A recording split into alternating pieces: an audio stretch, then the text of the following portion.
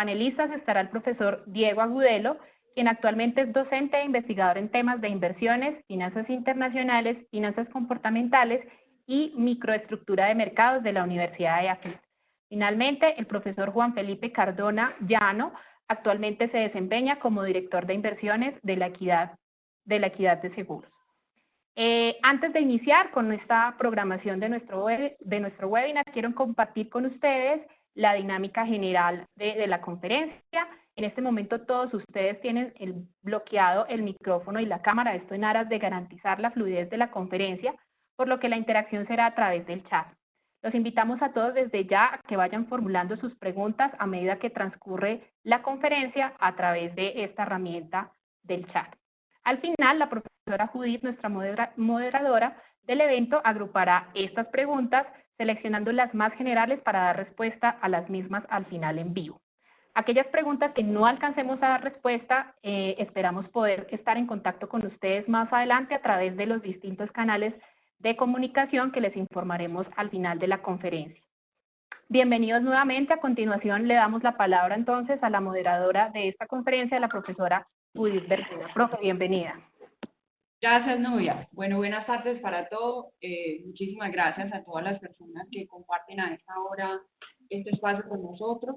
El propósito es abrir un espacio de discusión con profesores expertos y agradecer también a Diego y a Juan su tiempo y su dedicación a este espacio y a la invitación que cordialmente les hicimos. La idea con este espacio es conversar un poco acerca del panorama actual de los mercados financieros. Estamos en unas épocas de crisis y pues obviamente Colombia y sus mercados de capitales no han sido ajenos a toda esta coyuntura. Entonces hemos abierto este espacio para resolver dudas, inquietudes y para que de la mano de expertos podamos entender qué está pasando, cómo esto nos impacta a todos y qué se espera a futuro. Voy a empezar entonces este diálogo conversando con Juan. Juan, bueno, hola, buenas tardes, gracias por estar acá. Juan, en primer lugar, pues antes de empezar a hablar de toda la crisis, es muy importante que nos ubiquemos en el tiempo y podamos saber cuáles son las causas iniciales que llevó a todo esto que hoy estamos viviendo. Mejor dicho, ¿por qué y desde cuándo los mercados financieros se están comportando de esta manera? Estamos viendo comportamientos erráticos en precios de petróleo, en precios de commodities, en precios de tipos de cambio, las acciones a la baja, es decir, hay un panorama de volatilidad y bueno, sería importante que hiciéramos como un breve recuento para saber esto desde cuándo se viene presentando y cuándo realmente los mercados absorben toda esta crisis que hoy estamos viendo. Perfecto, Judith. Muchas gracias por la invitación. Un saludo especial a Diego y a todos los asistentes que nos acompañan hoy. Pues mira, realmente esa pregunta es bastante amplia, hay mucha tela para cortar hacia abajo sobre el panorama, pero yo quisiera que nos situáramos en el tiempo un par de meses atrás, parémonos en diciembre del 2019, como para empezar a contarles rápidamente desde dónde venimos.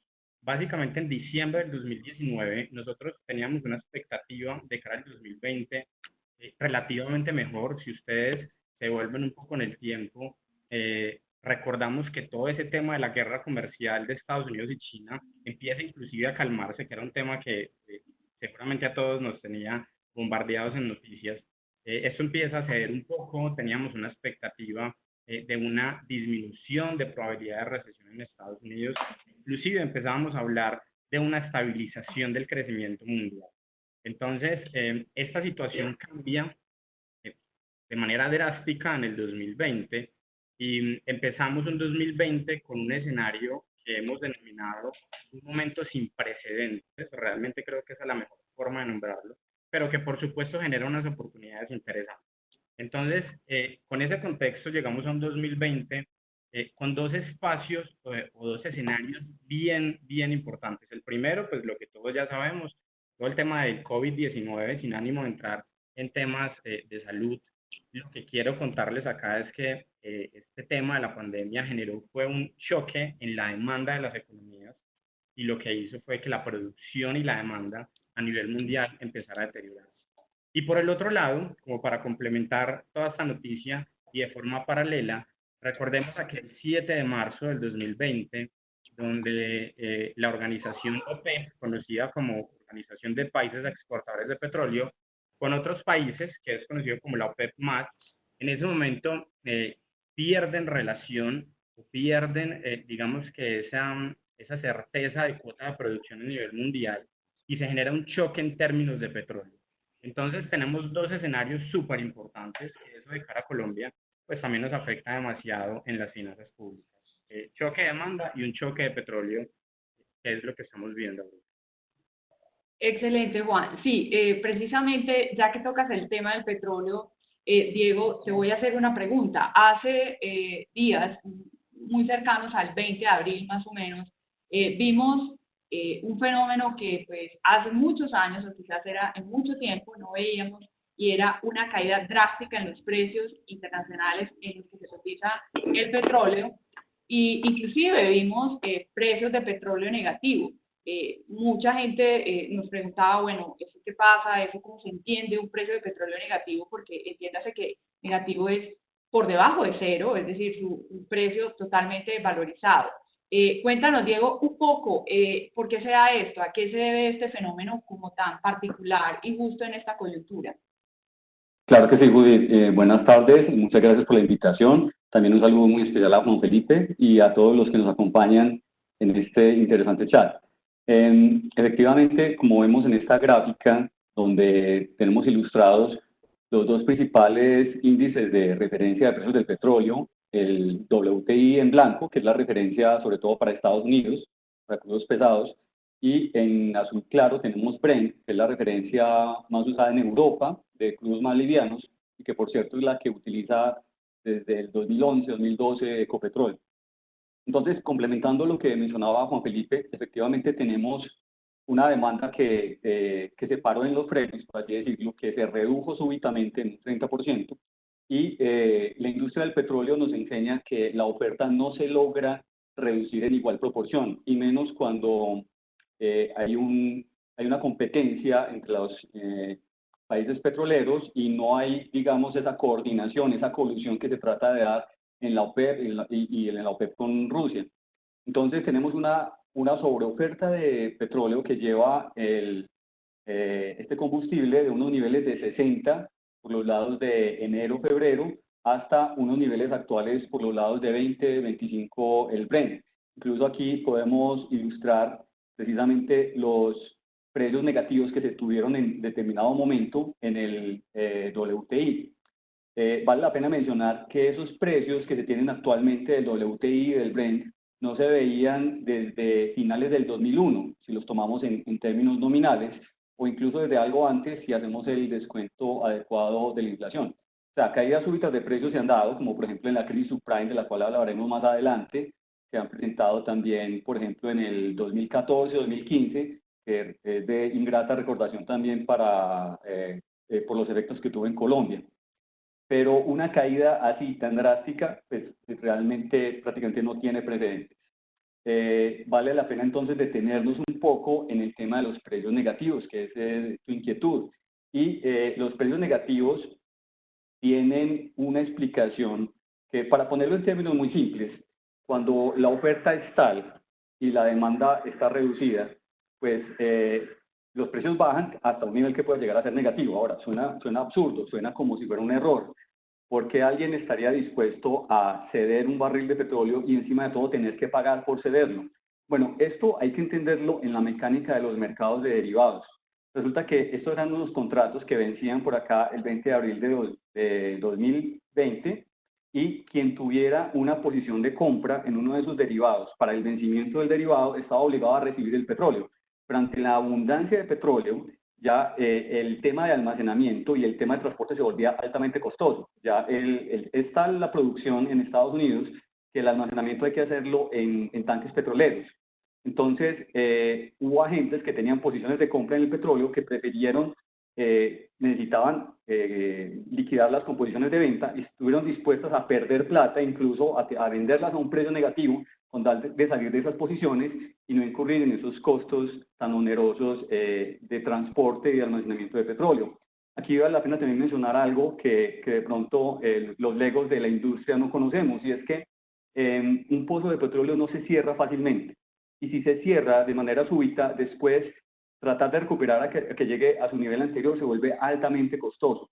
Por eso para un productor de petróleo incluso prefiere venderlo a precios muy bajos a tener que cerrarlo. Bueno, esta anomalía finalmente se resolvió. Como vemos, esto no dura más de un par de días y ya se tienen precios muy bajos, pero no precios negativos. Y yo quisiera complementar la pregunta, enfatizando aquí la importancia que tiene el PREM para nuestro mercado accionario colombiano, Judith, porque efectivamente pues es entre el 10 y el 12% de los ingresos del gobierno central, además de una parte importante de las regalías, puede ser perfectamente en algunos casos el 5 o el 7% del PIB colombiano.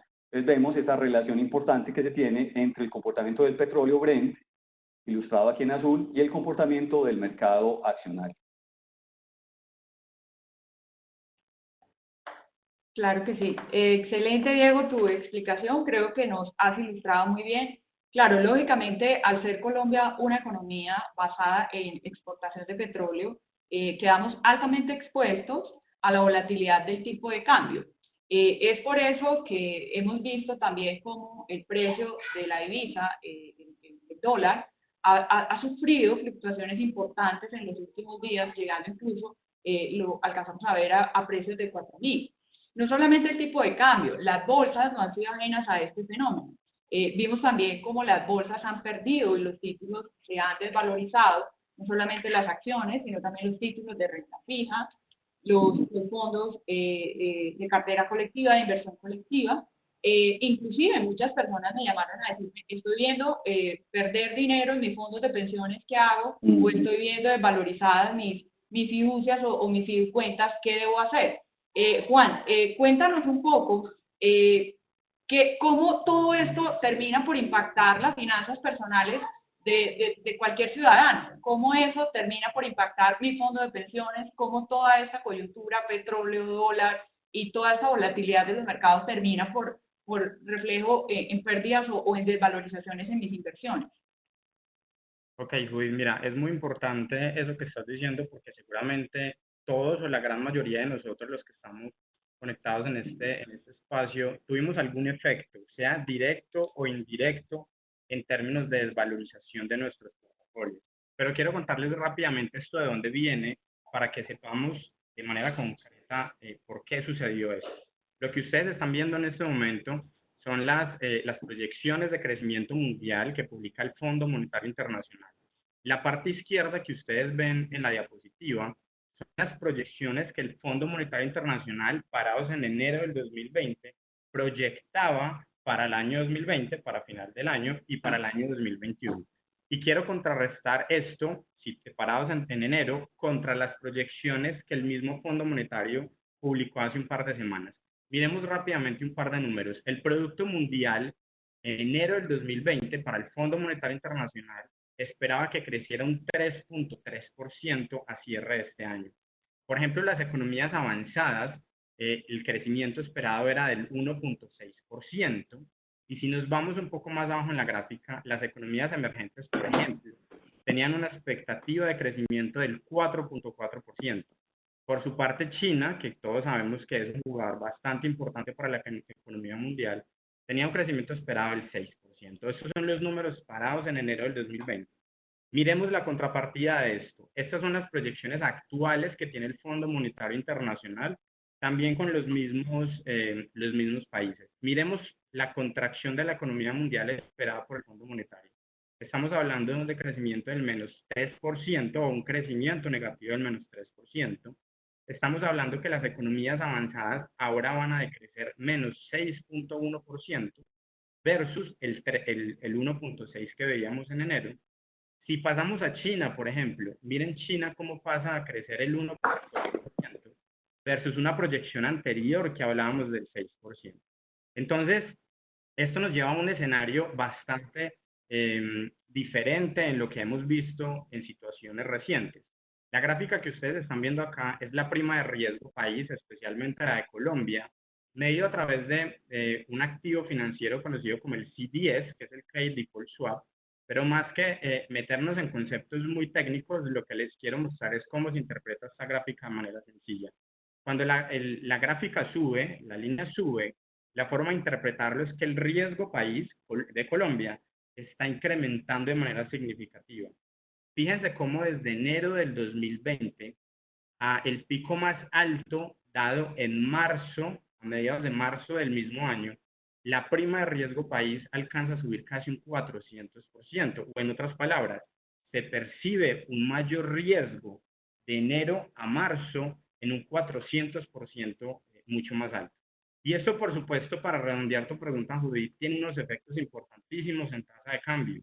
La gráfica que ustedes están viendo acá es tasa de cambio dólar-peso, en un gráfico desde abril del año pasado, y quiero mostrarles en principio el cuadro verde que ustedes ven en la mitad de la pantalla. Este cuadro verde fue la devaluación que sufrimos en noviembre del año pasado por aquello del paro nacional, que seguramente nos acordamos, donde alcanzábamos esos temibles 3.500 pesos. Fíjense que esos 3.500 pesos a hoy, pues el año pasado ya no se veía tan mal, creo que los de hoy son bastante más significativos. Ya tenemos una tasa de cambio que nos alcanzó a niveles de 4.200 y desde enero del 2020 hasta el pico máximo de marzo tuvo una devaluación cercana al 30%. Esto realmente son números bastante importantes en muy corto tiempo. Solo en marzo la tasa de cambio se evalúa un 15%. Entonces, Judith, esto es lo que genera el efecto en tasa de cambio, dado este panorama de crecimiento y un incremento también de la prima de riesgo. Y finalmente eso termina por afectar, Juan, toda la rentabilidad de las personas que tienen inversiones en pesos. Lógicamente, hacer Colombia un país emergente expuesto a volatilidades internacionales, todo esto termina por afectar. ¿Cómo fue que todo esto terminó por afectar los mercados y los fondos, tanto de renta fija como de renta variable? Mira, Judith, eso es muy importante también porque es clave que todas las personas que están conectadas en este momento tengamos un poco los números, seamos sensibles a los números. Miren, esta gráfica que ustedes ven acá son algunos índices accionarios del mundo, solo para mostrarles una base. La línea blanca es el índice Colcap, que recordemos que el índice Colcap es el índice que representa las principales acciones del mercado colombiano. La línea azul es el Standard & Poor's, que es un índice americano. La línea naranja es el DAX alemán y la línea morada es el Nikkei. Esta gráfica que ustedes están viendo está en una base 100 para que sean comparados. ¿Cómo se interpreta esto? Miren cómo todos los índices logran pasar esta raya roja punteada que ustedes ven, que es una caída del 30%. Algunos inclusive la logran superar, como es el caso colombiano. El índice Colcap en Colombia, en el pico más bajo en marzo, llegó a caer hasta un 47%. Entonces, desde el lado de las acciones como un activo de alto riesgo, por supuesto, las desvalorizaciones fueron importantes. Por tanto, si ustedes tenían inversiones en este activo, pues van a tener algún efecto de cara a lo que estamos explicando. Les quiero mostrar también, haciendo un zoom al índice Colcap, lo que ustedes ven en la parte izquierda son algunas de las compañías del índice Colcap y su rentabilidad en el año corrido. Si empezamos de abajo hacia arriba, vemos como una Bianca, por ejemplo, cae un 72%, y los nombres de las compañías o de algunas de las compañías más grandes de este país, en términos de riesgo de mercado o de valoración, caen cerca de un 40%. Entonces, fíjense que el efecto, por supuesto, particularmente en marzo, generó unas desvalorizaciones muy grandes en los mercados financieros, particularmente el de acciones, que el lado positivo, y más adelante lo vamos a hablar, son las oportunidades que nos genera eso. Entonces, Judith, mira que desde el lado de acciones hubo un impacto importante. Ahora, ¿qué pasa también en renta fija? Los títulos de renta fija también tuvieron un impacto que tal vez no habíamos visto en la historia reciente en Colombia. Lo que ustedes ven en esta gráfica es la curva de rendimientos de los títulos emitidos por el gobierno nacional. En el eje X ven lo que se conoce como el tenor, o en palabras sencillas, el plazo del vencimiento del título, y en el eje Y ven la tasa de negociación de esos títulos en cada plazo. La línea punteada dorada que ustedes ven es la curva de rendimientos del 4 de marzo y la línea verde es la curva de rendimientos del 16 de marzo de manera comparativa. Quiero que se fijen cómo las tasas de interés del 4 de marzo al 16 de marzo, solo 2 semanas, menos de 2 semanas, suben 300 puntos básicos. Un tema importante que nosotros usualmente revisamos en los cursos de maestría de finanzas en la universidad es explicar a los estudiantes cómo cuando las tasas de interés suben en los títulos de renta fija es porque su valor presente está cayendo. Entonces, ¿esto qué quiere decir? Que los títulos se desvalorizaron de manera significativa también durante marzo de este año, y esto tuvo efectos en todos estos fondos que tú nos estás contando. Para finalizar entonces, algo de números sobre cifras de fondos de inversión en Colombia durante el marzo del presente año. Para resumirles, el 29.5 billones de pesos salieron de los fondos de inversión colectiva administrados por entidades colombianas. Eso quiere decir que si ustedes tenían inversiones en fondos, por ejemplo, fiduciarias, fondos de inversión colectiva vista o cualquier tipo de fondos, y retiraron la plata, los administradores de los fondos estaban obligados a tener la liquidez para, por supuesto, darles a ustedes los recursos que necesitaban. Eso se convierte entonces en un riesgo financiero, porque lo que tienen que hacer estos administradores es ir al mercado secundario a generar una oferta de títulos para poder tener liquidez. Y esto, por supuesto, generó una presión bastante fuerte a la baja en los activos financieros en el 2020. Entonces, esta fue la forma, Judith, en la que, digamos que los mercados financieros nos impactaron nuestro bolsillo de manera general. Claro, también es importante, Juan, para complementar un poco tu explicación, que estas pérdidas de las que habla Juan y los números que estamos viendo aquí de rojos, negativos, de desvalorizaciones corresponden, como bien lo dice Juan, a pérdidas de portafolio. Es decir, son pérdidas que se ajustan a valores de mercado, pero que no necesariamente implican una pérdida en términos monetarios o efectivos para los inversionistas. Por eso, digamos, no es conveniente en este momento hacer liquidación de cesantías, o no sería tan conveniente hacer retiro de las fiduciarias, porque ahí estaríamos liquidando o haciendo efectiva esas pérdidas de las que nos habla Juan. Muy bien. Excelente, Juan. Continuemos entonces con un tema que me parece importante resaltar, y es lo que tiene que ver. Está claro que está todo el panorama listo para lo que es una crisis de lo que estamos viendo. Sin embargo, cada crisis tiene una particularidad. La más reciente, de la que tenemos memoria, fue como de un tamaño similar a la que hoy estamos viviendo, fue la famosa crisis subprime en el año 2007-2008, que empezó en el mercado de Estados Unidos. Yo quisiera, Diego, que nos cuentes un poco y que les contemos a todos los asistentes que están con nosotros en este momento, ¿qué hay de diferencia con la crisis que vivimos en el año 2007, o qué hay en particular, o qué factores, digamos, son parecidos y que podríamos pensar y decirle a la gente si estamos viviendo una crisis igual a la que vivimos en el año 2007-2008, o si esto es una crisis diferente, o si hay cosas en común frente a la crisis actual? Claro, muy buena pregunta. Esta crisis hay que mirarla tanto en el mercado accionario colombiano como en el de Estados Unidos, porque ante todo es una crisis mundial, por supuesto. No es la primera vez que el petróleo cae tanto, ni que el mercado accionario cae un 60%, aunque recuperó parte de lo que perdió. Fíjense que en la crisis del petróleo que tuvimos mediados del 2014 a final del 2015, también se perdió 66%. Sin embargo, eso fue en un periodo de año y medio, no en cosa de 5 semanas, como lo tuvimos en la caída del coronavirus.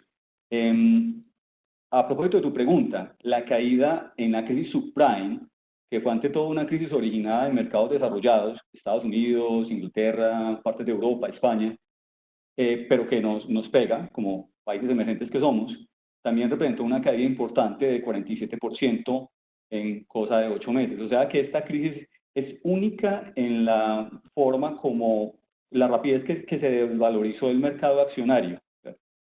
Y probablemente esta es una crisis que todavía le falta caer, o sea, probablemente solamente estamos viendo la primera parte de la novela, por así decirlo. Hemos tenido otras crisis. Entonces estas dos crisis, la subprime y la crisis de petróleo, son exógenas, originadas por factores externos. Hemos tenido nuestras crisis propias, como por ejemplo la crisis del 2000, de mediados del 2006, donde en 2 meses el mercado perdió, aquí estoy hablando del índice de MSCI, porque tiene más historia que el Colcap, ¿sí? Pero en últimas se mueve muy parecido. La caída fue de más o menos 35% y algunas acciones perdieron mucho más, pero esto fue un tema totalmente propio, un tema de alto apalancamiento. Una crisis interesante para referenciarnos por las repercusiones económicas que parece tener toda esta crisis del coronavirus es recordar que en el 98 hasta el 2001, de hecho fue la primera vez que la economía se contrajo desde los 30, desde 1930. Y esto fue ni más ni menos que por la crisis financiera que algunos recordarán o que sus papás recordarán, que trajo al traste pues, el sistema UPAC, representó la quiebra de ciertas entidades financieras, la nacionalización de otras, el recálculo de la DTF, la desaparición del UPAC, el replanteamiento de los sistemas hipotecarios, el plazo del UPAC con la UR, el recálculo de créditos. Entonces, fijémonos cómo eso representó en términos del mercado accionario una caída de 37%, pero en un periodo de 2 años. Ahora, si miramos el caso de Estados Unidos, efectivamente, esta caída que se tiene en el coronavirus es también muy vertical, se da en muy poco tiempo, pero en magnitud total no se compara ni con la caída de la subprime, que fue del 66%, ni con la caída de las .com, que fue del 48%, o por lo menos no se compara todavía. A pesar de que los economistas nos dicen que lo que se viene en términos económicos es un efecto de mayor recesión incluso de la que se tuvo en su momento en la crisis subprime y alrededor de la .com, y también aquí hubo el evento de el tema de las Torres Gemelas. Bueno, como tú misma dices, toda crisis es diferente, pero los economistas y analistas tenemos como que mirar el pasado, crisis anteriores, para tratar como de derivar lecciones, tratar como de entender mejor qué es lo que se viene hacia adelante. E inevitablemente hay una comparación que hay que hacer, y es con pues, el gran cucú de la economía, que es la gran recesión, la gran depresión que se dio después del crash de 1929, y el efecto fue grandísimo en Estados Unidos y también en el resto del mundo, también afectó a Colombia en su momento. Que fíjense que cualquiera de estas crisis, como la subprime, la .com o la de COVID, palidecen frente a la caída que se tuvo en 34 meses, algo así como casi los 3 años, de 89% en la Gran Depresión. O sea que un portafolio de 100 millones de pesos, al cabo de 3 años, se había encogido hasta 10 millones. ¿Sí? O sea, de ese tamaño es pues, la desvalorización. Los niveles de precio después solo se alcanzarían en los 50, o sea, prácticamente 20 años después. Bueno, y además hay que anotar algo, y esto lo vemos no tanto en el índice del mercado accionario, sino en un índice que refleja mucho como el sufrimiento humano que representan estas crisis económicas, es el tema de desempleo. El desempleo en su momento, en la parte más álgida de la recesión, de la Gran Depresión es todo este intervalo de acá prácticamente, casi hasta los 40, termina prácticamente con el comienzo de la Segunda Guerra Mundial, cuando se activa todo el aparato industrial de Estados Unidos para fabricar armas para los aliados. Después Estados Unidos entra a la Segunda Guerra en el 41. Fíjense que el desempleo sube hasta un valor de 25%, y hoy por hoy los economistas están haciendo cábalas de hasta dónde puede llevarse el pico del desempleo. Algunos hablan de 16%. Recordemos pues que hay un desempleo, digamos, coyuntural asociado pues a los cierres, que no esperamos que se mantenga en el tiempo, por supuesto, pero va a quedar un desempleo remanente, porque inevitablemente va a haber negocios que van a quebrar. Entonces algo de desempleo se va a generar, la confianza del consumidor va a demorarse un buen tiempo en recuperarse. Entonces inevitablemente vamos a tener una situación de desempleo alto, mayor que la de la crisis subprime que tú mencionabas, que lo máximo que se alcanzó fue un 10% de desempleo. Y esta gráfica me da pie para hablar de de las cábalas que los economistas hacen sobre el tipo de recesión que vamos a tener. El tipo de recesión más benigna, si se quiere, es la recesión tipo B, o sea, una caída importante de la economía, pero con un rebote muy rápido, que es prácticamente lo que tuvimos en la crisis subprime, la crisis del 2008-2009. El escenario que los economistas están considerando más probable es que el rebote no sea tan rápido, sino que haya una recuperación un poco lenta, cosa de un año, año y medio. E incluso un escenario más negativo es una recesión en L, una recesión en la cual la recuperación no se da ni en el corto ni en el mediano plazo, y nos demoramos bastante tiempo en alcanzar los niveles de producción que se tenían inicialmente. Pero incluso un escenario que genera todavía más pánico, y es la recesión en W, que fue algo así como lo que se dio en la Gran Depresión. Una recesión en W es una recesión que tiene una caída importante, luego hay una recuperación parcial, pero vuelve a caer. Y esto vuelve a caer puede ser porque hay una segunda ola de coronavirus, como se dice que puede haber en el otoño de este año, o porque los gobiernos retiran el estímulo monetario o fiscal que hoy por hoy es tan agresivo para mantener la economía pues, con expectativas de una recuperación rápida. Eso fue precisamente lo que le pasó a Franklin Delano Roosevelt, quien en el 33 toma el poder de Hoover y lanza un programa de estímulo económico muy keynesiano, muy fiscal, y básicamente retira luego de que el desempleo cede, y básicamente hay un segundo rebrote de recesión. Eso es como el escenario que los economistas están tratando como de prevenir que puede llegar a suceder. Pero de todos modos yo sí quiero dejar esto como con una nota optimista, y es que las lecciones de la Gran Depresión, de alguna manera, ya el mundo y los economistas la han aprendido. De hecho, en la crisis subprime, uno de los grandes méritos de Ben Bernanke, de Mario Draghi, del Fondo Monetario Internacional, fue haber coordinado el estímulo monetario y financiero y el rescate de ciertas instituciones para evitar una Gran Depresión. El temor es que esta recesión se hubiera convertido en una Gran Depresión, y no fue así, ¿cierto? Los errores que cometió Hoover en su momento, yo creo que los políticos no lo van a cometer. Hoover cometió el error de simplemente dejar que las empresas quebraran, que porque él decía que eso purificaba pues, la economía. Él también impuso barreras arancelarias, entonces otros países retaliaron contra Estados Unidos y hubo una guerra comercial que agravó la recesión. Entonces esperamos pues, que esos mismos errores no se repitan. Ya para terminar, quisiera hablar pues, del tema de la relación precio-ganancia. La relación precio-ganancia es un indicador que empleamos mucho los financieros, y es, por así decirlo en términos muy simples, cuál es el precio, o más bien cuánto está dispuesto a pagar el mercado por las utilidades que están reportando las empresas. Y ese es un indicador que se puede calcular o para una firma en específico o para el promedio del mercado. Lo interesante es que es como un indicador de qué tan sobrevalorado o subvalorado puede estar el mercado. Porque como vemos en el largo plazo, miren que esto es un horizonte de más de 150 años, tiende a moverse alrededor de un valor medio. Hay picos, como por ejemplo antes del estallido de la burbuja.com, donde llegó para el Standard & Poor's 500 a estar por los lados de 45. Algo impensable. Miren que fue mayor del pico antes del crash de octubre de 1929, más conocido como el martes negro, que estuvo por los lados de 30. ¿Sí? Y el nivel que teníamos antes de los sucesos de las últimas semanas era por los lados de 35. Entonces esto nos enseña que en toda crisis hay una corrección importante de este indicador. Miremos aquí la corrección que se dio en la subprime, perdón, en la .com, la corrección que se dio en la subprime, ¿sí? La corrección que se dio con el crash de 1929, pero este valor tiende a regresar a un valor medio. La pregunta es, ¿hacia dónde va a tender este valor en el caso de Estados Unidos? ¿Cuál es el valor medio o cuál es el valor de corrección? Algunos, como Shiller, el premio Nobel, que es el que propone esta medida y es el que la publica, habla de que el valor promedio está por los lados de 14, 15. Pero yo creo que eso es más bien un promedio de muy largo plazo.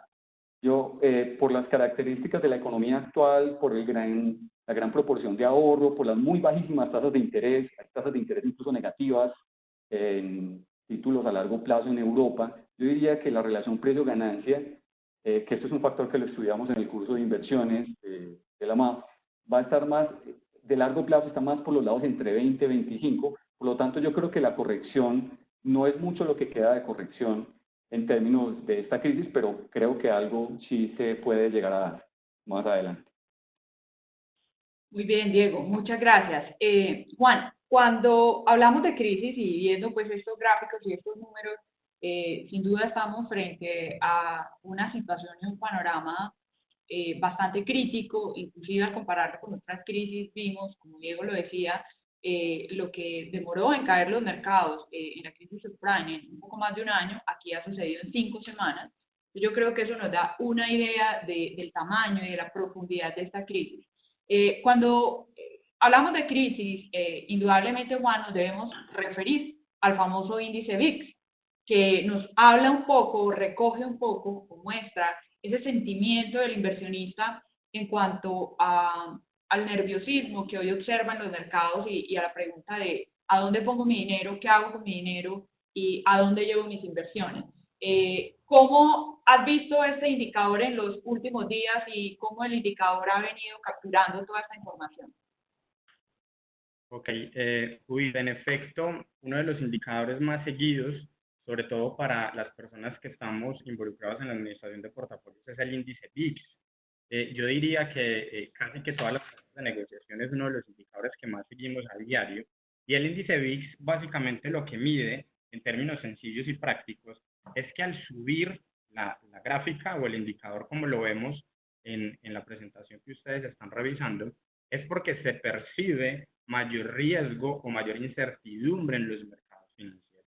Entonces, retomemos rápidamente algunas crisis o algunos eventos recientes para que podamos comparar el índice VIX de la situación actual, COVID-19 versus petróleo, contra otros efectos. Miren, por ejemplo, en la presentación ustedes están viendo, les estoy señalando con rojo, la crisis de .com, que recordemos que esa crisis fue importante para la historia reciente en el mundo, y esto se dio básicamente por la caída del precio de las acciones, inclusive de muchas de las compañías tecnológicas de Estados Unidos. Y miren el índice VIX hasta el punto que llega, digamos que versus historia anterior reciente es un punto alto. Después vamos por un evento muy importante también que sucedió en Estados Unidos y fue el efecto de las Torres Gemelas, también subiéndonos este índice VIX, generando una mayor percepción de riesgo del mercado. Posterior a esto, pasamos a la crisis del 2008 que nos comentaba también Diego en su presentación. Por supuesto, aquí el índice VIX versus los escenarios anteriores es mucho mayor. Esto pues tiene todo el sentido versus situaciones de crisis financiera como esta. Más en la historia reciente tenemos toda la terminación de la guerra de Irak y Estados Unidos, que también nos dio de manera importante el riesgo en los mercados financieros, y la más reciente, que fue esa mini crisis, entre comillas, esa mini crisis del petróleo, que sucedió por allá a finales del 2015, seguramente ustedes recordarán muy bien también en esa época el petróleo WTI por lo menos llegando a cerca de $20 el barril. Allá tuvimos también una devaluación muy grande de nuestra tasa de cambio. Y miren el VIX en el punto donde está. Entonces, ya teniendo esta historia reciente, quiero que nos situemos en la última parte de la gráfica, en el punto máximo que subió el VIX, que esto fue a finales de febrero, más o menos por ahí. Miren que cuando revisamos este punto máximo y hacia atrás en la historia reciente, por lo menos en esta gráfica que está desde el año 1990, lo que nos está traduciendo esto, lo que nos dice de manera gráfica, es que la percepción de riesgo financiero ante esta situación fue mucho más fuerte que las anteriores. Entonces, todo esto empezó a generar, digamos que el efecto común, y es miedo en los mercados financieros, un exceso de oferta en los títulos del mercado financiero y, por supuesto, una presión hacia la baja de estos títulos, que fue lo que vimos en las diapositivas anteriores. Muy bien, clarísimo. Creo que esto ayuda a explicar ya en términos del mercado realmente el impacto y la magnitud de lo que hoy estamos viviendo. Juan, en toda crisis, los bancos centrales de cada país juegan un papel fundamental. Hemos visto que el Banco de la República ha venido tomando unas medidas para mitigar y para, digamos, ponerle freno un poco al tema de la crisis. Debemos recordar que Colombia es un país emergente que obviamente recibe el impacto de todo esto que ocurre en los mercados internacionales.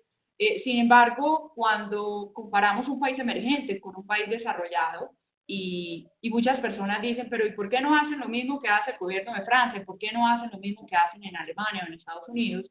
Es importante como entender que somos un país emergente y que nuestro, digamos, Banco Central no tiene la misma capacidad de pronto de reacción, o que las particularidades de nuestro mercado y de nuestra economía hacen que las políticas que usa el Banco de la República, que es nuestro banco central en nuestro caso, en el caso de Colombia, no sean iguales o no puedan ser de la misma manera como lo hacen en países desarrollados. Sin embargo, hemos visto no solo la reducción de tasas de interés que ha venido haciendo el Banco de la República en su última reunión, sino también que hemos visto una serie de medidas que, digamos, pueden llamarse un poco ortodoxas, muy por fuera de la línea de lo que generalmente el banco como autoridad monetaria viene haciendo. ¿Cómo ves tú estas políticas que el Banco de la República viene tomando, estas medidas? ¿Hay espacio para más? ¿Hay holgura para más? ¿Cómo de pronto la posición de Colombia frente a pares de Latinoamérica y a países, en contraste con países desarrollados, cómo toma esta crisis y al Banco Central tan bien parado o tan mal parada la economía colombiana? Mira, Judith, en efecto, es muy importante lo que tú estás diciendo en el sentido de que no podemos comparar nuestra autoridad monetaria con países desarrollados, ni siquiera con países inclusive del mismo sector de la TAM. Cada país particularmente tiene sus propias medidas monetarias, tiene su propia inflación muy diferente entre todas, tiene su propia moneda, tiene su propia tasa repo o su propia tasa de referencia. Pero yo sí soy un convencido que el Banco de la República en Colombia ha jugado un papel muy importante y creo que ha actuado de manera oportuna y dándole liquidez al mercado, que es lo que realmente estamos necesitando en este momento. Lo que ustedes ven al lado izquierdo son algunos de los números, los pueden ir leyendo mientras les cuento de los números o de las políticas que ha tomado el Banco Central en los últimos meses. Y básicamente el Banco de la República ha comprado más de 12 billones de pesos en el mercado financiero, en el mercado secundario, entre títulos de deuda privada y deuda pública, con el fin de darle a estas entidades que tienen títulos de liquidez. El Banco de la República está poniendo el pecho y decirles a muchas entidades institucionales, sobre todo, si tiene papeles, venga, yo se los compro y tome la liquidez. Entonces, por ese lado está abriendo la puerta a un evento que tal vez nunca había hecho, o por lo menos en la historia reciente de la República, nunca había hecho compras de más de 8 billones de pesos de títulos de deuda privada. Adicional a eso, pues ustedes han visto seguramente que en los últimos meses la República ha disminuido 100 puntos básicos su tasa de referencia, su tasa de intervención. Eso también como herramienta de política monetaria, que es súper poderosa, sobre todo desde el lado de la demanda de la economía.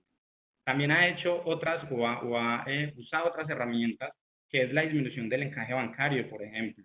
Y una que a mí me parece muy importante es que le está abriendo el espacio a otras entidades institucionales para que puedan participar en la ventanilla de liquidez con el mismo Banco de la República. ¿Esto qué quiere decir? Antes de esta situación, los bancos comerciales eran las únicas entidades que podrían participar en los préstamos, los famosos préstamos repo contra el República. Y lo que ha hecho el Banco Central en los últimos meses es abrir un poco ese espectro para que otras entidades puedan acceder. Por ejemplo, las aseguradoras, los fondos de pensiones, las fiduciarias, las comisionistas de bolsa, también están teniendo una participación importante en esto. Entonces, Judith, yo creo que realmente el Banco de la República tiene toda la intención de actuar. Soy convencido que las medidas que ha tomado han sido oportunas, que por supuesto quisiéramos que fueran más, siempre puede ser mejor, pero yo creo que en lo que ha hecho hasta el momento han sido unas buenas medidas. Y lo más importante, yo creo que todavía tiene mucho más espacio para que siga actuando de manera importante, inyectándole liquidez a la economía. Tenemos una inflación que en este momento está relativamente controlada y además con un sesgo hacia la baja. Ya estamos hablando de una inflación terminando el año cercana al 3% o menor, y eso nos hace pensar que a la República le queda un espacio gigantesco para seguir bajando tasas de interés. Entonces, en suma, Judith, creo que desde nuestra autoridad monetaria se está haciendo la tarea, creo que están con la camisa puesta de la situación actual, y creo que las medidas que se ven hacia adelante pueden ser inclusive mucho mejores, esperando disminuciones de tasas más agresivas durante cada reunión. Muy bien. Muy bien, Juan, yo para terminar y dar pues como en la parte final de la conferencia, bueno, cuando hablamos de crisis y indiscutiblemente en el mercado, en el lenguaje financiero, oímos mucho decir que crisis es igual a oportunidad.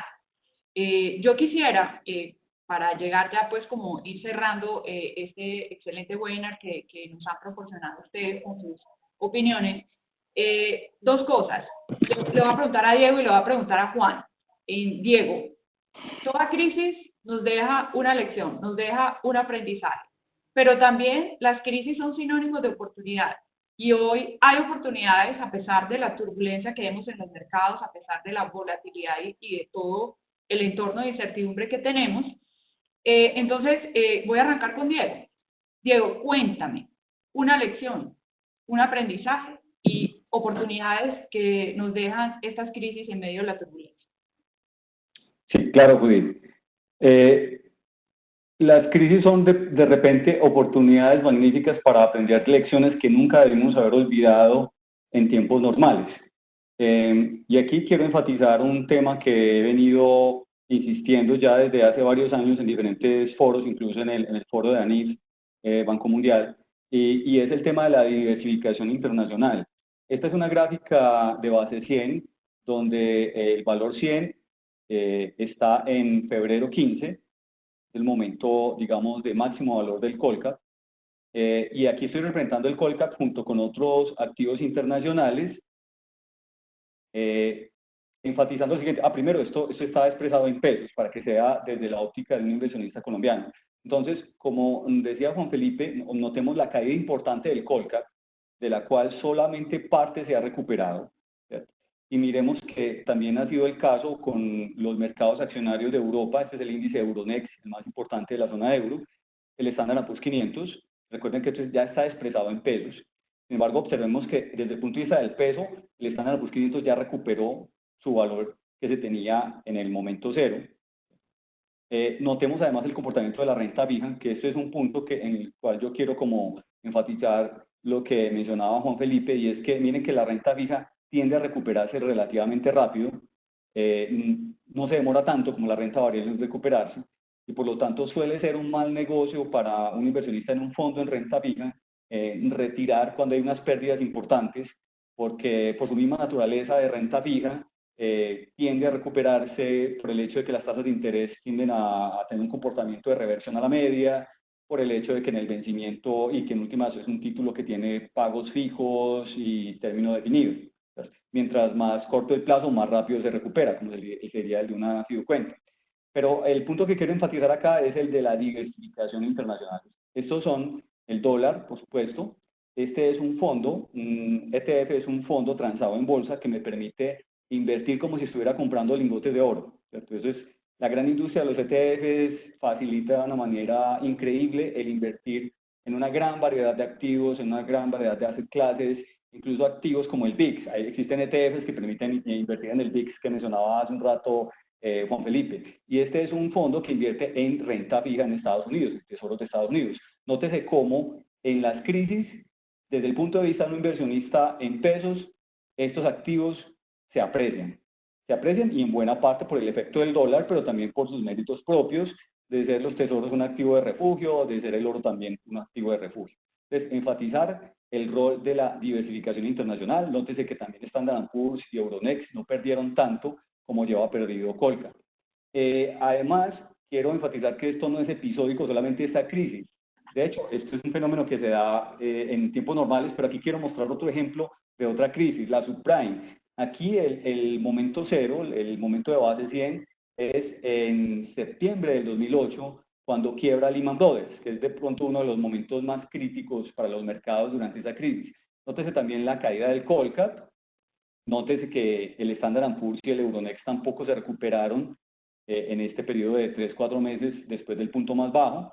Nótese que la renta fija, los TES, este es el TES 2020, aquí hay un error, debe ser el TES 2020. Fíjense que también se recupera fácilmente, a pesar de ser un título colombiano, a pesar de que pierde valor, tiende a recuperarse más fácil. Y nótese nuevamente cómo el oro, el dólar y el fondo que invierte en los bonos del Tesoro de Estados Unidos se entran a valorizar y por lo tanto ayudan a compensar pérdidas. Entonces, la diversificación internacional es un mensaje que no podemos repetir lo suficiente, nunca nos cansaremos de repetirlo. porque Colombia es una economía emergente de tamaño mediano, con poca variedad en sus activos. Además, los test y las acciones están correlacionados, en general tienden a caer al mismo tiempo, como por ejemplo en las crisis. Entonces es importante buscar otros asset classes, otras exposiciones, activos internacionalmente. Por supuesto, también hay que buscarlo localmente, como es por ejemplo los bienes raíces y algún otro tipo de fondos alternativos. Pero también reconocer la importancia para todos los inversionistas, personas naturales, pero también fondos de pensiones, también carteras colectivas, de tener exposición internacional que nos permita diversificar. Y en esto he visto una práctica muy recurrente que yo critico en algunos de los asset managers, en algunas de las carteras colectivas, y es que ofrecen fondos con cobertura. El fondo con cobertura puede parecer una buena idea, porque básicamente elimino del activo la volatilidad del dólar, pero como vemos en términos de diversificación se pierde el efecto de la diversificación. Tan el tema de la diversificación es un tema estructural que lo vemos reflejado no solo en la crisis, sino en tiempos normales. Obsérvese que aquí en azul tenemos el dólar, aquí en blanco tenemos el Colcap, y casi que uno es un reflejo del otro. Técnicamente decimos que esto es una correlación negativa, de hecho es una correlación como de menos 0.5. No es perfecta, pero es bastante negativa. Y hay un driver fundamental para esto, y es algo que ya había mencionado Juan Felipe, y es el tema del riesgo país. El riesgo país, que aquí también lo estoy midiendo con el CDS, que es esa prima que cobran los inversionistas por comprar bonos soberanos en dólares emitidos por Colombia. Y vemos que esa prima, por ejemplo, aquí se eleva de manera importante en el contexto de la crisis. Notemos cómo se eleva el precio del dólar y cae Colcap. Y nótese que también ese fenómeno se dio por aquí en el 2015, recordemos la crisis petrolera que ya les mencionamos. Y nótese que cuando ese riesgo país desciende, pues el dólar baja o por lo menos se mantiene estable y el comportamiento del mercado accionario es positivo. Entonces, esa correlación negativa entre el dólar y las acciones que fundamenta la diversificación internacional de la que hemos venido hablando es bastante robusta. De hecho, se da en muchos países incluso que son prácticamente desarrollados, como son emergentes en procesos de ser desarrollados como Corea y como Taiwán, o países como Hong Kong y como Singapur, que ya son considerados economías desarrolladas. Entonces, eso como una lección importante, recordar la importancia de la diversificación internacional y las oportunidades, y yo creo que esto me lo puede complementar mejor Juan Felipe, otra vez volviendo a la relación precio-ganancia, volviendo al índice MSCI, fíjense que la relación precio-ganancia, que es esta línea que tenemos aquí en naranja, está en valores históricamente muy bajos, está en valor más o menos de 7. 7 es un valor muy bajo porque eso quiere decir que se pagan 7 pesos por cada peso de utilidad, cuando la norma, la media, está por los lados de 15 a 17, para el caso de Colombia. Entonces lo vemos como una oportunidad importante de compra en el mercado accionario colombiano como un todo. Por supuesto que habrá que fijarse con cuidado qué acciones realmente son buenas oportunidades de compra, qué acciones han sido castigadas, pero ofrecen una buena potencial de valorización, qué acciones han sido castigadas, pero que definitivamente no son un buen negocio para invertir, y qué acciones simplemente en el rebote ya recuperaron casi que lo que habían perdido. Nótese que en la relación precio-valor en libros, que aquí también me la ilustra el gráfico de Bloomberg, en el caso de Colombia está por los lados de 0.8, que eso quiere decir que dados los valores de mercado para el índice MSCI, las acciones en Colombia están a precios por debajo de su valor en libros, ¿cierto? Ahora, esperaríamos que el valor en libros baje cuando se materialice pues, todos los efectos negativos que va a tener la crisis, pero no creemos que tanto. Entonces sí vemos ahí también una oportunidad importante para comprar. Muy bien, Diego, excelente. Muy simple, la gran lección o aprendizaje es no tener los huevos en la misma canasta, como coloquialmente lo hemos escuchado. Muy bien, y obviamente oportunidades, como tú bien lo dices, en la caída de precio de acciones, en las correcciones que han tenido acciones y fondos de inversión. Juan, existe de pronto a veces el mito de que todos estos temas son para grandes inversionistas y para grandes empresarios, pero de pronto la persona, o la gran mayoría piensa que como no tienen grandes cantidades de dinero para invertir, estos temas no son importantes para ellos, o aquí definitivamente no hay opciones o oportunidades para entrar a aprovechar en el mercado.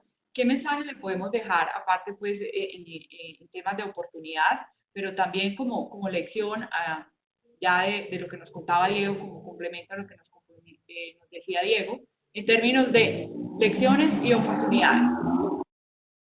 Claro, Judith, pues mira, yo les puedo dar mi opinión al respecto y voy a empezar con las lecciones aprendidas durante lo que hemos vivido en estos meses recientes. Sin duda, una de las lecciones aprendidas en este tema es que cada inversionista debe ser muy consciente de su propio perfil de inversión y del plazo de inversión en el cual tiene dispuestos sus activos. Eso es súper importante. Y les voy a dar la razón muy clara y es la siguiente. Tú inclusive lo nombrabas ahorita en parte de tus intervenciones, Judith, y es que a mí también me han preguntado mucho personas cercanas, venga Juan, es que he perdido plata en las cesantías, es que mi pensión voluntaria también se ha desvalorizado, inclusive la obligatoria, el fondo Vista en el que tenía unos recursos se ha desvalorizado. Entonces mi mensaje es, por supuesto, estas inversiones desde el lado de pensiones, sean obligatorias o sean voluntarias o sean cesantías o sea inversiones en fondos Vista, no son ajenos al comportamiento financiero que estamos teniendo.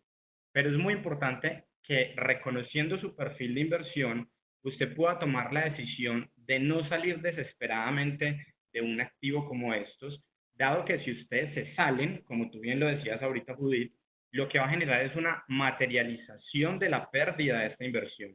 Y peor aún, no solo materializas la pérdida, sino que en el momento de la recuperación, que seguro se da y ya se ha dado, enseguida les cuento, no van a tener los recursos en el momento ideal para coger la recuperación. Entonces, tienen una pérdida efectiva por retirar los recursos y además tienen un costo de oportunidad de dejar de ganar en el momento o estar en el timing adecuado cuando los activos empiezan a recuperar.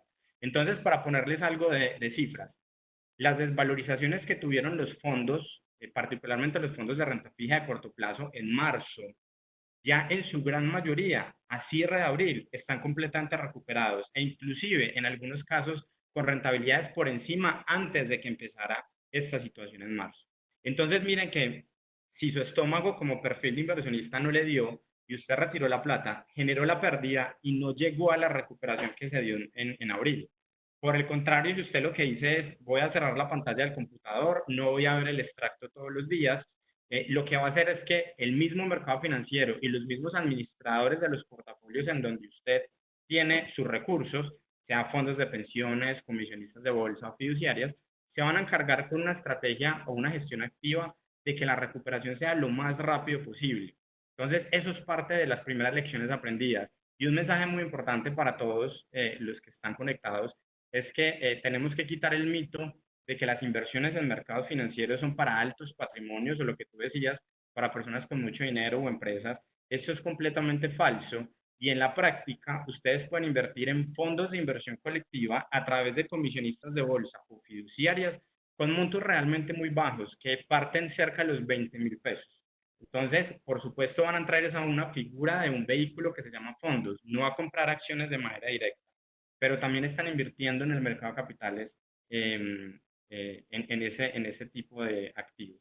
Entonces, eso es un poco las lecciones. Me voy para oportunidades e ir cerrándote un poco la pregunta, Judith, y es que desde el lado del mercado internacional, que es lo que ustedes están viendo en la diapositiva que se está proyectando, yo también soy un convencido, igual que Diego, que tenemos que ponderar la diversificación en otras monedas, particularmente dólar como moneda fuerte a nivel mundial. Entonces, por ahí me parece que hay una oportunidad importante.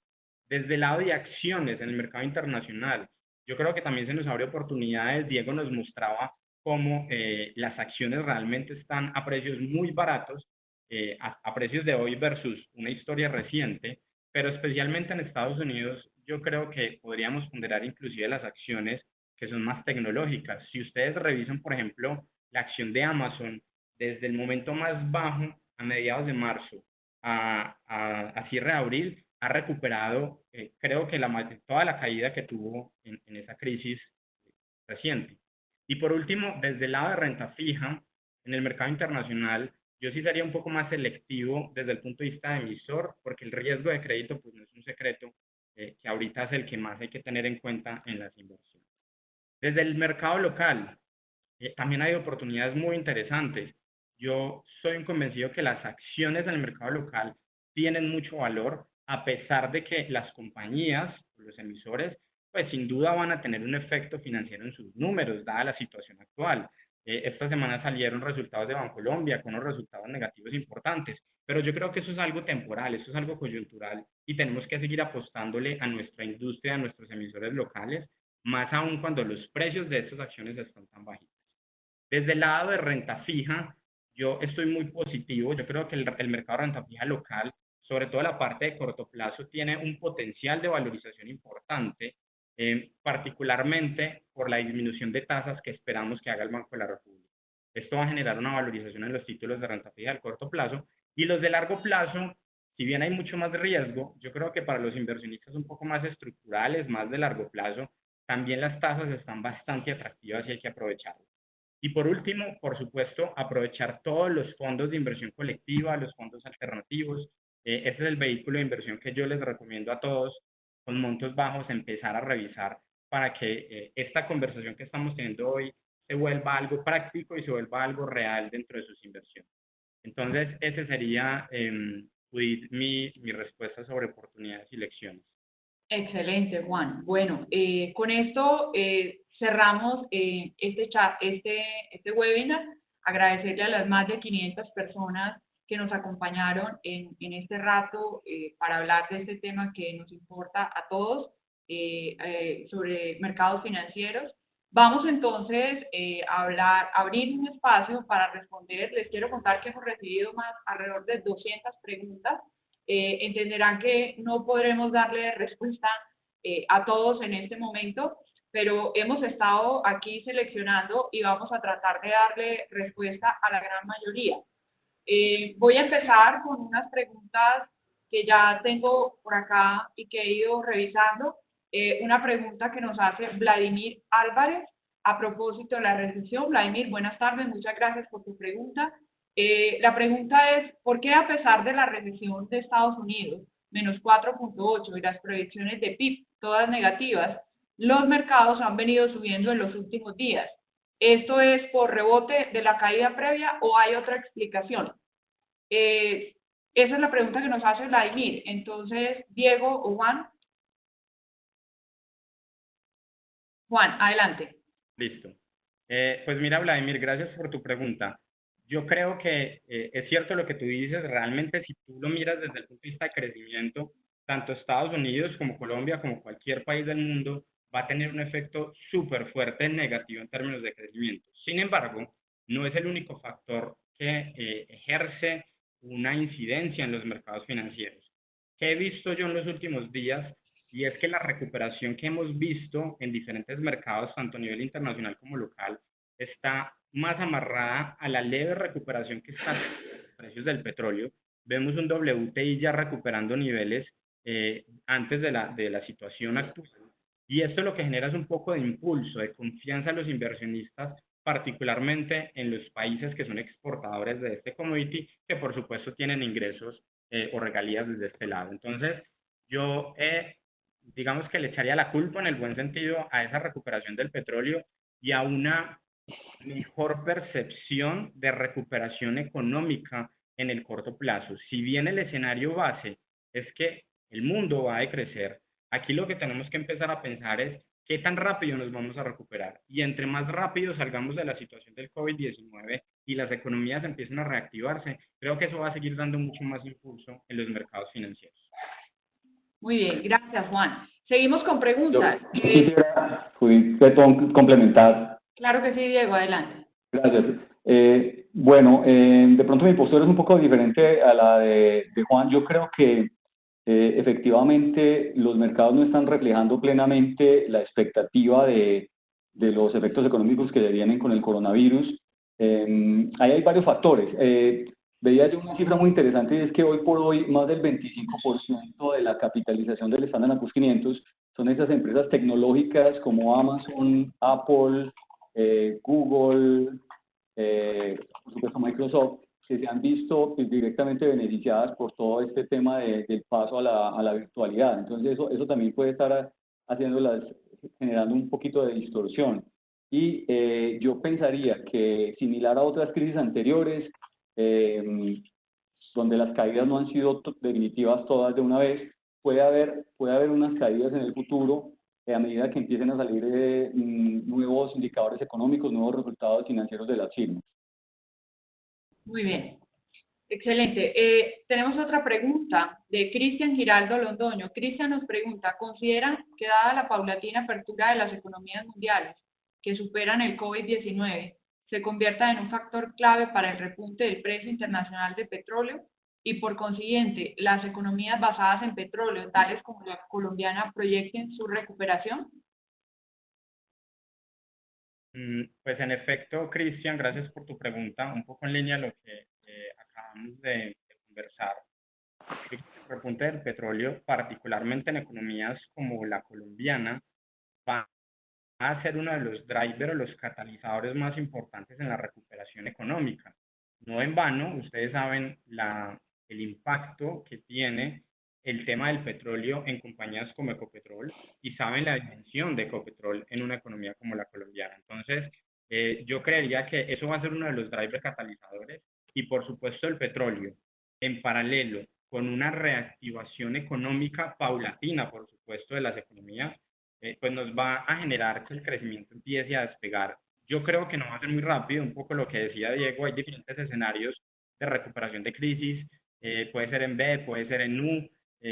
Yo creo que esto no va a ser muy rápido, no va a ser en el corto plazo, pero digamos que mi mensaje es que hay que meterle toda la ficha de optimismo y desde el lado de cada uno dar el granito de arena para que esto vuelva a generar la misma gasolina que ha tenido en los últimos meses. Muy bien, gracias Juan. Lina Cardona, Lina nos pregunta, en temas de inversión en los fondos, ¿es recomendable mantener liquidez en vez de realizar más movimientos de inyección de capital a estos? Pues, Lina, gracias por tu pregunta. Mira, yo creo que inclusive esa era una pregunta que nos debimos hacer hace un par de semanas atrás, porque hoy la mayoría de los fondos, obviamente hay que cogerlo con pinzas, no todos, la mayoría de los fondos, por lo menos los colombianos, han recuperado gran parte de la rentabilidad que perdió en marzo, especialmente los de renta fija, los de acciones todavía les falta un poquito. Entonces, como les decía ahorita, digamos que en mis oportunidades, yo sí creo que vamos a seguir viendo oportunidades. Yo les diría que los fondos hay que tenerlos en el radar para inversión en el corto plazo. No sé si en acciones es muy difícil darles una opinión porque un poco lo que hablábamos en toda la sesión, las acciones, si bien han tenido una recuperación leve, pues si miramos las compañías van a estar deterioradas. Pero para resumirte tu pregunta muy puntual, Lina, yo creo que es una buena oportunidad para estar en los fondos de inversión colectiva y seguir aprovechando la valorización que han tenido estos fondos en los últimos meses. Muy bien. Tenemos por acá otra pregunta. Elizabeth Bustamante Mora. Elizabeth nos pregunta, ¿en qué sectores recomienda invertir dado el panorama? Yo quisiera, Elizabeth, muchas gracias por la pregunta. A ver, definitivamente hay industrias en Colombia que van a estar muy golpeadas y con mucha incertidumbre. Estamos hablando más que de riesgo de incertidumbre frente a lo que les espera hacia futuro. Verbigracia, el tema de aviación. Pero vemos también empresas e industrias con unos fundamentales sólidos que han sido castigados por el mercado, pero que ofrecen unas oportunidades de compra bien interesantes cuando las miramos, por ejemplo, acorde con la relación precio-ganancia, con la relación precio-valor en libros, con la relación entre price value sobre EBITDA. Precisamente en esta semana se estaba realizando un ejercicio con mis estudiantes de finanzas del curso de renta variable de pregrado, donde ellos básicamente se ponían en la tarea de buscar cuáles eran las buenas oportunidades. Entonces, de repente, por ejemplo, el sector alimentos, por supuesto, el sector retail, son oportunidades en la medida en que las empresas han sido castigadas, pero tienen unos fundamentales sólidos y se van a ver no tan perjudicadas por el apretón asociado al coronavirus. Respecto a las cementeras, hay cierta incertidumbre, dependiendo de cuáles sean las políticas de estímulo fiscal del gobierno, qué tanto se concentra en vivienda, qué tanto pueda retomar todo el tema de infraestructura. Las petroleras, pues está toda la incertidumbre que menciona Juan Felipe, por supuesto. Los futuros del petróleo hablan de que, digamos, la expectativa del mercado es que a un año el petróleo vuelva por los lados de $40, pero ese no es un precio interesante para las petroleras en Colombia. Entonces, en resumen, Elizabeth, hay que mirar con cautela los fundamentales de las empresas e industrias, entrar a establecer si los precios son interesantes, porque una cosa es que los fundamentales estén bien y que el panorama hacia futuro esté menos turbulento para ciertas industrias, y otra cosa es que los precios sí sean realmente atractivos. Muy bien. Por acá nos llega otra pregunta. Humberto Franco nos pregunta, ¿cómo ves la posibilidad de acudir a las reservas internacionales como instrumento adicional para tratar de seguir mitigando el impacto económico-financiero en el país del coronavirus y de la caída de los precios del petróleo? ¿Voy? Dale, Juan. Listo. Mira, yo creo que las reservas internacionales en este momento se están usando de una manera muy eficiente, y es las reservas, tengamos presente que se usan además como este soporte, este colateral que tienen los países, en este caso particularmente Colombia, para poder acceder a créditos con entidades multilaterales como el Fondo Monetario Internacional, como el Banco Interamericano de Desarrollo, como la CAF, etc. Entonces, parte de estas reservas que tenemos ahorita es para decirle al mundo, miren, Colombia está sólido en reservas, préstennos plata. Y eso realmente es lo que ha hecho el gobierno en los últimos meses. Hemos tenido un préstamo del Fondo Monetario Internacional reciente y hemos tenido préstamos de diferentes entidades multilaterales. Entonces yo creo que desde ese lado las reservas están bien usadas como colateral. Por el otro lado, ahorita leía una pregunta y me adelanto que puede ser interesante, la uno con esto, es ¿qué posibilidad hay que el Banco de la República prenda la maquinita de hacer billetes y dispare más liquidez? Mi opinión es que dentro de la caja de herramientas que tiene el Banco de la República debería ser la última alternativa, básicamente por dos argumentos. La primera, el efecto en inflación es supremamente alto. Si nosotros prendemos la maquinita para hacer nuestra propia moneda, lo que estamos haciendo es inundar el mercado de una liquidez que acaba de nacer. Eso en términos económicos lo que genera es que los agregados monetarios se incrementen y el sesgo de inflación sea mucho más alto. Y el segundo argumento por el cual no me parece que es una buena decisión es que considero que el riesgo reputacional es muy grande, porque la pérdida de valor de nuestra moneda se puede ver afectada de manera importante. Entonces, yo creería que uniendo esas dos preguntas, Judith, ese sería como mi resumen, que me parece un tema bien importante para que todos lo tengamos presente. Muy bien. Juan, vamos con otra pregunta. Y Diego, nos escribe Laura Otero desde Barranquilla. Laura, buenas tardes y gracias por estar con nosotros.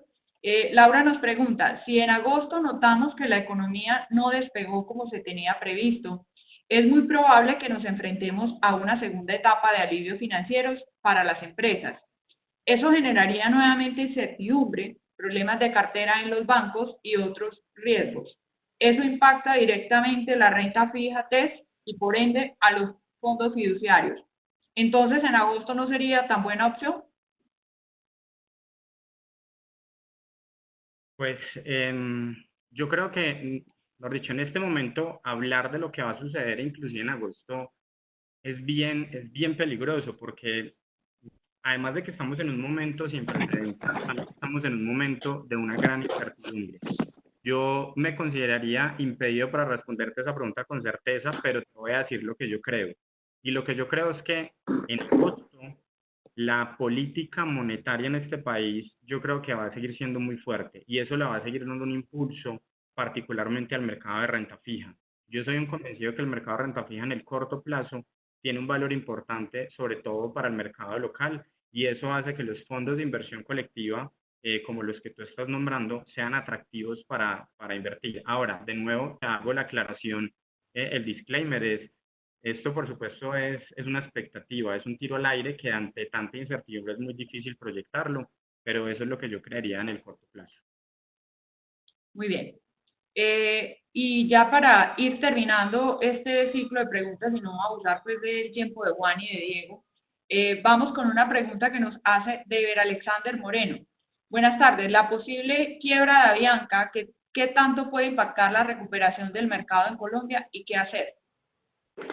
Sí, pues esperemos que no, porque claramente Avianca es una compañía estratégica para la economía colombiana, para lo que es conexión con las regiones.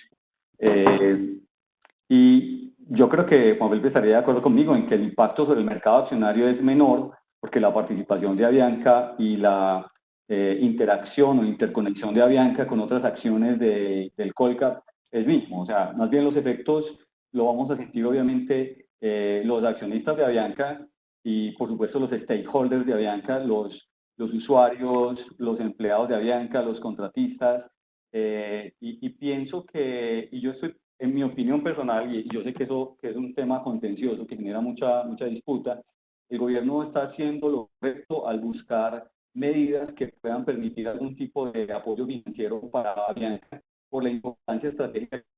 Cuando hablo de rescatar a Avianca o de prevenir su quiebra, no me estoy refiriendo a proteger a los accionistas, me estoy refiriendo a proteger la empresa. Y una empresa es mucho más que los accionistas.